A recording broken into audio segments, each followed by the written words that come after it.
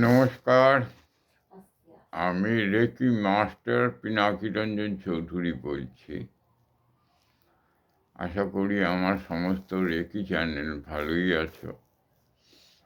আজ আমি তোমাদের সামনে একটা ভিডিও নিয়ে এসেছি, যেখান থেকে কিছুদিন প্র্যাকটিস করলেই বুঝতে পারবে তার কতখানি বেনিফিট আমরা পেতে পারি। এটা কিন্তু রেকির মধ্যে নয়, রেকির বাইরেই। তা সত্ত্বেও আমি তোমাদের বলবো এটা করবে রোজ অন্তত একবার, হয় সকালবেলা অথবা বিকেলবেলা বা সন্ধ্যের পর। এখন জিনিসটা কি? জিনিসটা আর কিছুই নয়, আমরা যদি একেবারে সহজ সরল কিছু এক্সারসাইজ, মূলত আমরা আমাদের যে জয়েন্টগুলো আছে সেই জয়েন্টগুলোর মধ্যে হয় কি, বেশিরভাগ নোংরা জমা হয়, যার কারণে আমরা তা অসুস্থ হয়ে পড়ি।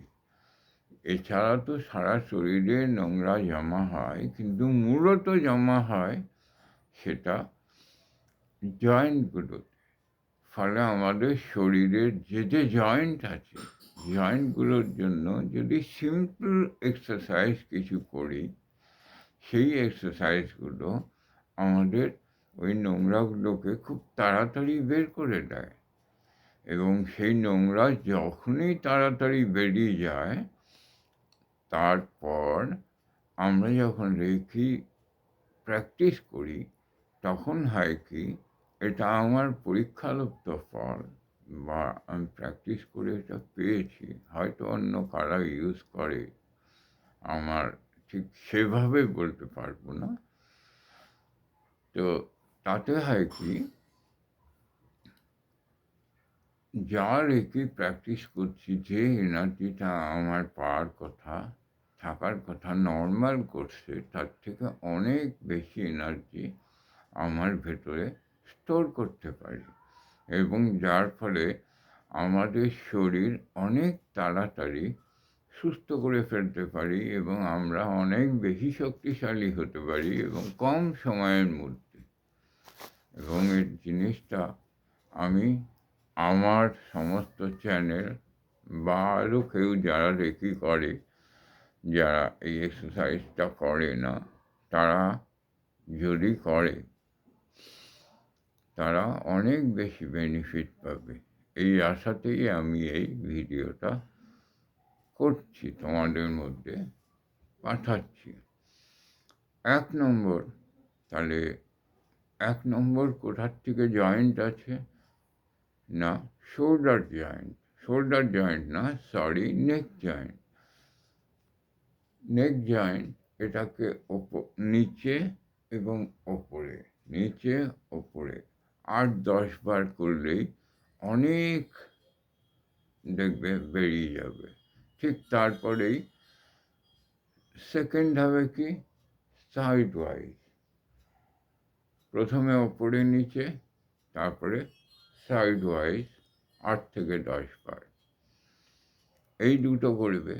তারপরে শোল্ডার জয়েন্ট। শোল্ডার জয়েন্ট কীভাবে করবে, এই এই এই এই এই এই শোল্ডার জয়েন্ট। ঠিক সেরকম আমার এখানটাতে এলবো আছে, এলবো দুটো, এই দুটোকে আইদার রোটেট করা এমনি করে ক্লকওয়াইজ 8 থেকে 10 বার, তারপরে অ্যান্টি ক্লকওয়াইজ 8 থেকে 10 বার করো। তাহলে দেখতে পাবে এই জায়গাগুলো হালকা হয়ে এসছে, এই দুটো এলবো। তারপরে রিস্টটাকে করো ক্লকওয়াইজ, অ্যান্টি ক্লকওয়াইজ। তারপরে এই যে আঙুলের যে সমস্ত জয়েন্টগুলো আছে, সেই জয়েন্ট, প্রত্যেকটা জয়েন্ট, এইগুলোকে জোরে সংকুচিত করে প্রসারিত করো। জোরে সংকুচিত করো, প্রসারিত করো। দেখবে এই জয়েন্টগুলো অনেক ক্লিন হয়ে এসছে। তারপরে চেস্ট, এটাকে বুকটাকে করতে হবে এই এই এই এই এই এই এইভাবে 8 থেকে 10 বার। ঠিক কোমরটাকেও ঠিক একইভাবে ক্লকওয়াইজ 8 থেকে 10 বার, 8 থেকে 10 বার, অ্যান্টি ক্লকওয়াইজ 8 থেকে 10 বার। তারপরে নিটাকেও সিমিলারলি 8 থেকে 10 বার ক্লকওয়াইজ, 8 থেকে 10 বার অ্যান্টি ক্লকওয়াইজ। তারপরে অ্যাঙ্কেলকে তাতেও 8 থেকে 10 বার ক্লকওয়াইজ, অ্যান্টি ক্লকওয়াইজ 8 থেকে 10 বার। এরপর তারপরে অ্যাঙ্কেলটাকে সামনে টোয়ের উপরে ভর করে ওঠো, যতটা উঠতে পারো, আবার নেমে যাও, আবার ওঠো, আবার নেমে যাও, টোয়ের উপর ভর দিয়ে। এটাও 8 থেকে 10 বার করো, ব্যাস। এরপর আর একটাই আছে, বেন্ডিং। যাদের কোমরে ব্যথা আছে তারা করবে না।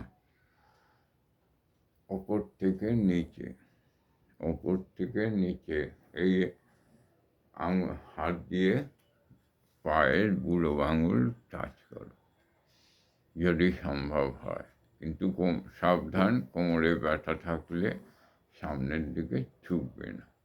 এটাকে আর্চ বলে। এই আর্চটা করো, কয়েকটা দিন, 7 দিন করো, করলেই বুঝতে পারবে কতটা তোমার রেকি এনার্জি কাজ করছে। ঠিক আছে, আজকে আমি একটা ছোট্ট ভিডিও দিলাম। যারা প্র্যাকটিস করছো এটাকে করো, করলেই বুঝতে পারবে, এবং রেজাল্টটা কি পাও আমাকে প্লিজ জানিও, তাহলে আমি বুঝতে পারবো কতটা কী হলো। থ্যাংক ইউ, আজ এখানে শেষ করলাম।